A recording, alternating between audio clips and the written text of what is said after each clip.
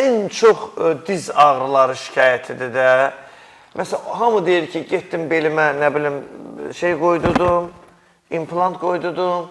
İmplant qoyandan sonra dayıda betər günə qaldım, yəni pis günə qaldım. Nə qədər mənim qohumumda, əqrabamda adamlar var. Deyirlər, bunun başqa çarəsi yoxdur. İmplant yarımcan eləyir adamı da. Samir bəy, yox, mən tam razılaşmıram. Yaxşı eləyən olunan adamlar da var ki, əməliyyatdan sonra yaxşı olurlar. Amma şikayət edənlər də az deyil, doktor. Adamlar daha çox şikayət olur ki, onların artıq çəkisi var. 150 kilo çəkisi, 130 kilo çəkisi var bunun.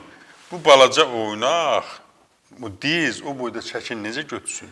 Daimi olaraq gərginlikdir. Ona görə adamlarda varikoz damarı əmələ gəlməsi də, oynaq xəstəliklərin inkişafı da, oynaq, deməyəm, oynaqlarımdadır, sümüklərin başında yeyilmə var, ağrı var. Mən mütləq mənada insanlar diqqət edir. Əgər gələcək yırtıq, sinir sıxılması, artrit, artroz problemlərlə rastlaşmaq istəmir, skalyoz, mütləq mənada çəkiyi qaydaya salmalıdır. Bir də hər dəfə deyirəm, hərəkət eləməlidirlər. Bu gün insanların ən böyük bəlası hərəkətsizlikdir. Yeyir, televizorun qabağında oturur. Axı bu, hər dəfə deyirəm, elə yerlər var, xüsusilə onurğa üstündə fəqərələr. Hərəkət əsasında nasos funksiyasından onlar qidalanırlar. Qan çəkirlər, qanla qidalanır, limfa ilə qidalanır, limfa suyu gedir. Hərəkətsiz yatan adam bitir və onu mütləq qısa müddətdən sonra nə gözləyəcək? Həmin oynaq problemləri məhv edəcək. Deyir, doktor, qalxa bilmirəm, deyir, pilləkənlə qalxanda və ya düşə bilmirəm. Qalxanda dizimdə deyir, ağrı məni qoymur.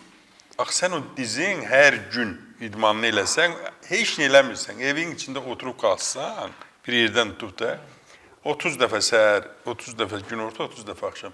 Sənin o diz problemin uzun illər narahat eləməyəcək. Bəlkə də həyatında narahat eləməyəcək.